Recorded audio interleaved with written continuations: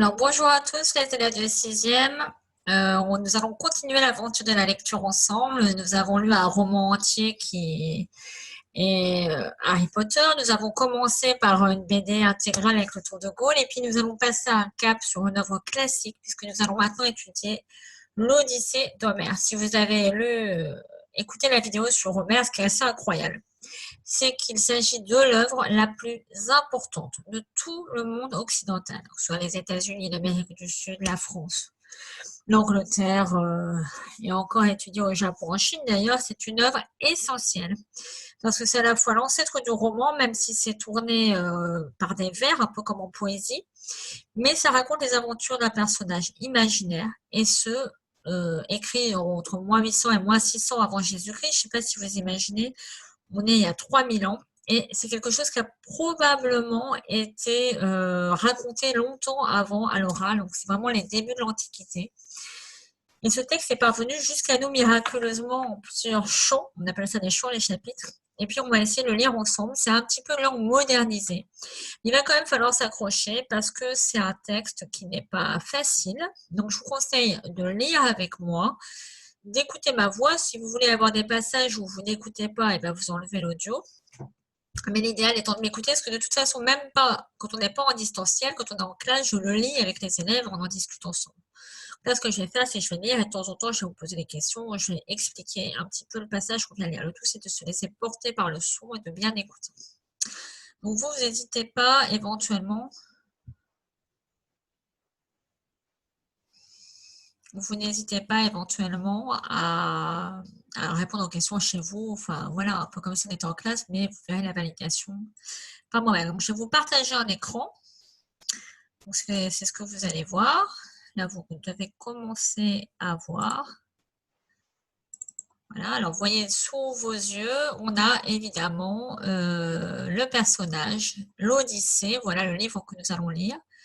Donc Homère, la fois alors Homère parce que c'est normalement vous avez dû vous renseigner l'auteur imaginaire du moins légendaire de l'œuvre, même si on pense aujourd'hui qu'il y a plusieurs auteurs.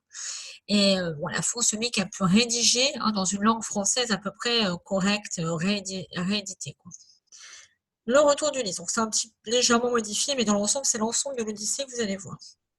Donc vous voyez ce personnage, donc le héros, Ulysse, qu'est-ce que vous remarquez tout autour en toile de fond? Il s'agit, et oui, il s'agit d'un bateau.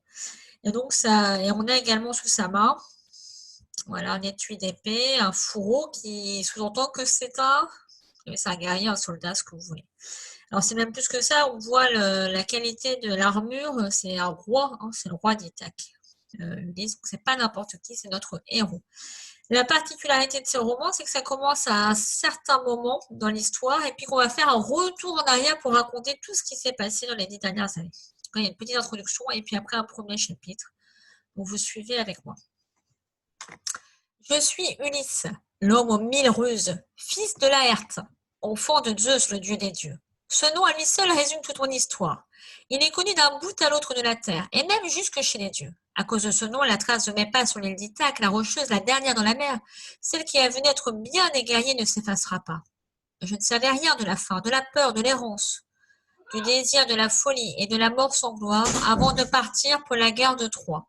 Il m'a fallu 20 ans d'exil, 20 ans d'absence loin de tous, amis et ennemis, pour revenir enfin libre vers la vie. Qu'ils chantent, s'ils veulent, les poètes, qu'ils s'accompagnent de leurs cithars pour vanter mes exploits et mes mérites. Ulysse, le rusé, le débrouillard, le généreux, l'endurant. Ils n'ont pas assez de mots pour faire de moi un héros. Mais pourront-ils exprimer ce que j'ai ressenti devant l'horreur des massacres, les razzias, les pillages et les partages de butin tachés du sang des femmes et des enfants? Oseront-ils dire que les flancs rouges de nos bateaux teintaient la mer de reflets sanguinaires? Peut-être faut-il un jour payer pour cela. Tout cela, cette barbarie au-delà de ce que les dieux permettent. Plus d'une fois sur la mer où j'ai tant souffert, j'ai guetté les bons vents. Plus d'une fois, à genoux, j'ai supplié en vain les dieux de me répondre, d'accepter les sacrifices des animaux égorgés en leur nom.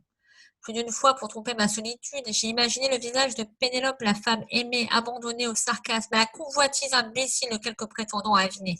On sait que sa femme, pendant que lui partie en voyage et essaie de revenir, elle a des hommes autour d'elle qui essaient de la courtiser et qui sont pas très, très reluisants.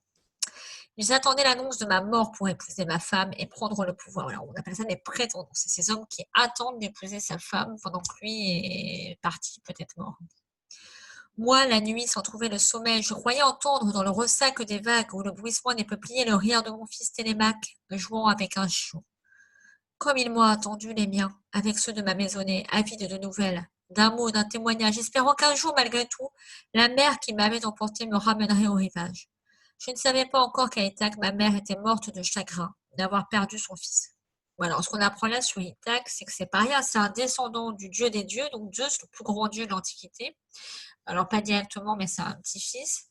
On sait qu'il est parti très longtemps, qu'il a vécu des massacres, du sang dans la mer et qu'il est à la tête d'un bateau.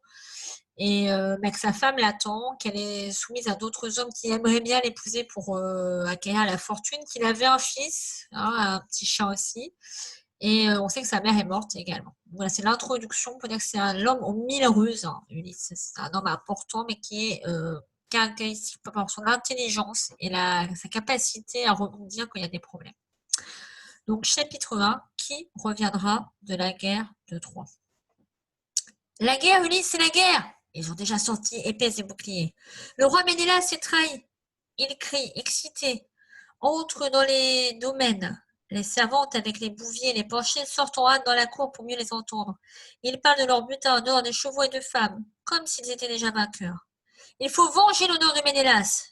Je vois leurs yeux exorbités. Bientôt ils se précipiteront chez eux, ouvriront le coffre où les femmes rangent les cuirasses. Le cuirasse, c'est le plastron, hein, et les casques de bronze. Les voilà qui courent au combat, avec un seul mot à la bouche. Vengeance. Le bruit des lances et des javelots s'empare d'Ithaque. On se précipite déjà pour armer les navires. Les devants ont examiné les entrailles des animaux sacrifiés. Les dieux sont favorables. Alors, dans l'Antiquité, on va sacrifier les animaux, ouvrir leur ventre, enfin les tuer selon les rites religieux, ouvrir le ventre et en général dans les entrailles, surtout dans le foie, on va pouvoir lire l'avenir. Enfin, dans l'idée, en tout cas, dans la religion, on peut lire l'avenir dans les entrailles des animaux sacrifiés. Alors, on sait que Ménélas a été trahi. Hein, c'est un roi du côté grec. Et sa femme a été emportée par un prince du côté troyen. Donc en fait, tous les seigneurs grecs vont être réquisitionnés de toutes les petites îles, les petites provinces pour aller se battre aux côtés de Ménélas qui a perdu sa femme. Contre Troie, évidemment, puisque c'est le jeune prince de Troie qui a pris sa femme.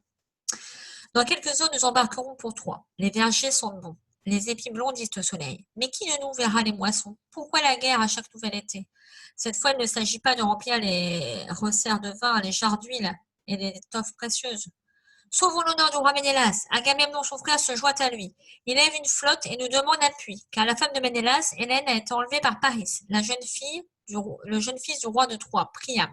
C'est le roi de Troie, Priam, c'est la papy hein, qui a déjà eu plein d'enfants, beaucoup de filles. Et donc, c'est son fils qui a enlevé Hélène qui est donc la femme du roi Ménélas.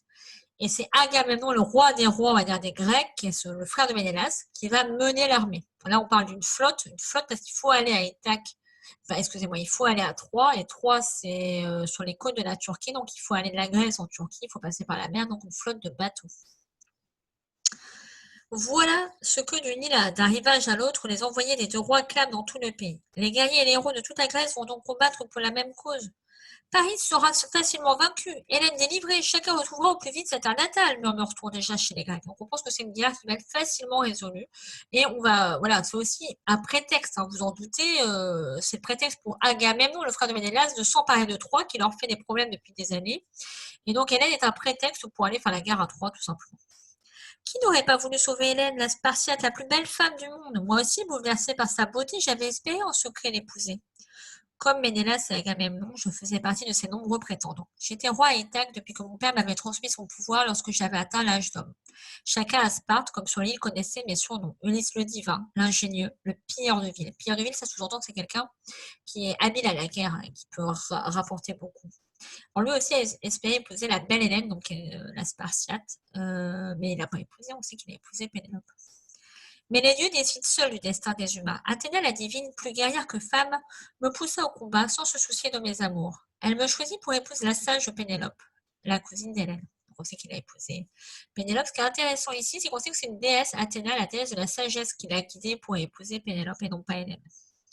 Sur le seuil de ma demeure, mon fils marchant à peine joue insouciant avec un chou. Dès que la brise du soir permettra au bateau de prendre le large, nous partirons pour la guerre. Les rameurs sont déjà au port. Avant qu'il ne soit trop tard, je hisse Télémaque sous mes épaules, et son souffle tiède glisse sur ma nuque, tandis que nous montons par le sentier pierreux jusqu'au champ d'olivier. Au loin, j'aperçois la mer violette, tout est calme. Les terres brunes d'Ithaque sont en fleurs. Le chien nous a suivis et vient s'asseoir à mes côtés. Il me regarde en gémissant un peu, comme le font les jeunes chiens impatients de courir à la chasse. Un mauvais présage? Soudain, sans savoir pourquoi, je me sens vulnérable. Moi, Ulysse, le héros, aguerri au combat. Il se sent faible, en fait, hein, comme s'il pouvait être tué.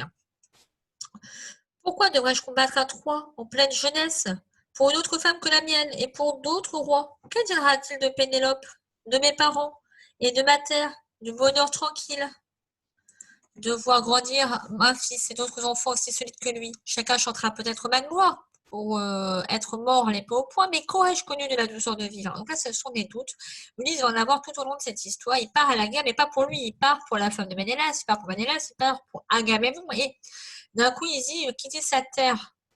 Il peut quitter sa femme, ses enfants, et il peut ne jamais revenir. Le soleil dans les oliviers dessine des ombres sur le sol, et si elle ajuste leur chambre de cordes, vivre et ne jamais quitter sa terre. Mais comment Athéna la farouche aurait-elle accepté que je ne sois pas un de ces guerriers dont on raconte 100 fois les exploits, suscitant l'effroi des uns et le courage des autres? On sent encore qu'Athéna le guide et a envie qu'il aille à la guerre de Troie. Appalant le chien courant devant, nous redescendons le sentier. Dans la cour du domaine, les yeux brillants, les traits tirés, Pénélope nous attend. Elle a préparé mon manteau de laine pourpre, celui qu'elle a patiemment tissé près du feu cet hiver. Proche de son visage, je vois ses lèvres trembler. Elle ne dit rien pourtant. Euryclée, la nourrice, prend Télémaque dans ses bras, et je devine qu'elle a pleuré elle aussi. Pénélope ajuste l'étoffe fine sur mes épaules, je frissonne. Pour fermer le drapé de ma tunique, elle y accroche un bijou d'or, un chien tenant un fond dans ses pattes. Ses mains fines et blanches effleurent ma gorge. Je vois la veine de son cou s'affoler au battement de son cœur. Je respire son parfum, celui des oliviers et du bain joint. J'ai envie de la serrer dans mes bras, de lui dire que je reviendrai vite en vainqueur, que nous serons riches et que tout recommencera, les rires dans la demeure, les fêtes en son honneur. Le jeune hache de tir à l'arc qui la rend si fière de moi. Mais je me tais. Comme il a hanté mes jours et mes nuits ce dernier instant. Et même à demi englouti par les vagues, l'œil blanc, le ventre gonflé des horreurs de la mer, j'essayais encore de ne pas l'oublier. Avait-elle compris, Pénélope, que personne, où que je sois, ne nous séparait? Le signal du départ, Eumée le porcher et deux esclaves portent le coffre avec ma cuirasse, les jambières de bronze, c'est évidemment la protection des jambes, et mon bouclier pour la guerre. D'autres, les sacs de cuir gonflés de vivres, c'est les aliments, et les autres pour le vin. Tous m'accompagnent au port. Mon père Laërte nous attend sur la grève pour encourager les hommes. Des agneaux sont offerts au sacrifice à Zeus. En fait, c'est très important, toujours les sacrifices, il faut absolument en faire aux dieux pour que le voyage se passe bien, et on sacrifie des animaux. La fumée des graisses brûlées de leurs entrailles monte jusqu'au ciel. Que les dieux nous soient favorables. Déjà, Athéna me presse d'embarquer. Les proues bleues des navires se tournent vers le large et leurs yeux, peints grands ouverts sur leurs flancs, sauront trouver les bonnes routes. Ils écarteront les mauvais esprits. Dans ma main, je tiens bien serré une poignée de la terre rugueuse d'Ithaque. Je pointe au côté gauche, l'épée tranchante. Nous gagnerons la guerre. Vous voyez ces bateaux colorés qu'on imagine rouge, bleu, des couleurs assez vives qui sont censés repousser les mauvais esprits, dont les yeux qui vont être peints sur la coque. C'est très précis, c'est sûrement ce qui se faisait vraiment à l'époque d'Homère et même avant pour décorer les bateaux grecs. Le soleil décline et la brise venue de la mer fait frissonner les oliviers. Une brume légère se lève, le crépuscule vient, Ulysse a froid. Une main passée à la hâte sur ses yeux, il efface les souvenirs si vifs de ce premier jour. Sur ses mains burinées pour avoir tiré sur les cordages des voiles et tracé les droits sillons de sa terre, les veines saillantes courent comme les chemins de son destin. La peau est devenue plus fine peut-être, mais ses mains ne tremblent pas. Il a fait preuve de ruse, de courage, de force et de haine pour rester en vie. Troie, ce fut 10 ans de guerre. Aux exploits innombrables avant que les dieux consentaient à y mettre fin, 10 ans à se jeter furieusement les uns contre les autres, sans autre but que de tuer, de piller et de détruire Troie, Paris, ses alliés et tous les Troyens, par une ultime ruse, sachant que dans les cieux, les dieux, chacun ayant choisi son camp, encourageaient les combats. À Ithaque, Pénélope attendait, faisant chaque matin une offrande aux dieux du foyer pour que Télémaque, son fils, qui ne riait déjà plus comme un enfant, ne soit pas orphelin. Elle gardait le vin frais et le blé sec, demandant aux esclaves d'aller guetter chaque soir le retour des bateaux au port. Ulysse redescend lentement vers son domaine. Combien de fois depuis son retour a-t-il gravi ce chemin pierreux? Au loin, il entend les voix crièrent des marchands qui s'interpellent sur le port. Demain, dès les premières lueurs de l'aube, il reviendra au même endroit, car seule la mer peut l'aider à déchiffrer les signes de son destin. Dans le petit matin pâle, lorsqu'Aurore sort du lit de son époux, ainsi que l'imaginent les poètes, Ulysse est là face au vent chargé d'embrun. On dirait que l'île est son navire. La mer silencieuse se confond avec le ciel traversé de loin en loin par les goélands. Athéna a entendu sa prière, et Zeus, le dieu des dieux, en a décidé ainsi. Qu'Ulysse reste en vie et qu'il parcourt les chemins de son histoire, et n'oublie rien de ses exploits. Ainsi, les générations futures rendront grâce aux dieux pour leur justice et leur habileté à conduire le destin des hommes. Un cheval de bois, un cheval immense, comme une tour, pour cacher dans ses flancs de soldats armés jusqu'aux dents. Voilà comment tromper l'ennemi. Laissez-vous convaincre, c'est notre seule chance de délivrer Hélène, d'échapper à la mort et de revenir chez nous. Les rois Ménélas et Agamemnon hésitent. Les Troyens, usés par 10 ans de combat, ne se méfient plus. Ils introduiront eux-mêmes ce cheval de guerre au beau milieu de leur cité, pensant offrir à la divine Athéna une statue qui leur accorderait son soutien. Donc là, on est dans une histoire assez célèbre où le cheval de Troie, ça va être une sorte de grand réceptacle géant en bois où on va pouvoir cacher l'armée grecque. Et c'est ainsi qu'ils vont fait rentrer ce cheval à l'intérieur de la ville de Troie, et ce qui a permis à tous les guerriers grecs de sortir dans la nuit et d'envahir Troie et donc de gagner et de mettre fin à Troie. Mon plan pour entrer dans la ville de Troie fonctionne mieux que prévu. Les Troyens se laissent amuser et s'empressent d'introduire notre cheval. Nos hommes franchissent ainsi cachés les hautes murailles de Troie. En fait, il faut rentrer le loup dans la bergerie. Dès la nuit tombée, un guerrier sort sans bruit de ses flancs de bois. Il nous ouvre les portes de la cité et aussitôt notre armée envahit la ville. Vous avez compris, il faut rentrer le cheval avec quelques hommes. Une fois à l'intérieur, que tout le monde dort et a fait la fête, il y a un homme qui sort et il va ouvrir les portes de la ville et le reste de l'armée qui était cachée arrive.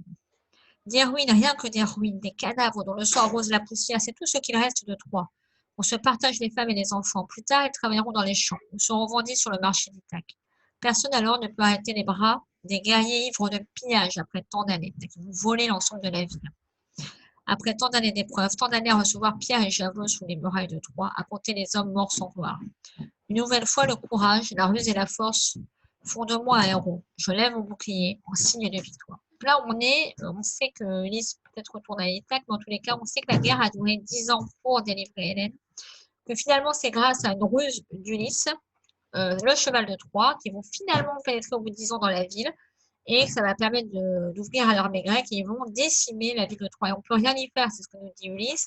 Après 10 ans de guerre, des morts par milliers, etc., les gens sont déchaînés, et donc c'est la ville de Troie entière qui va être décimée, avec une capture de quelques esclaves. Et on en est là pour le début et ce tableau d'Ulysse.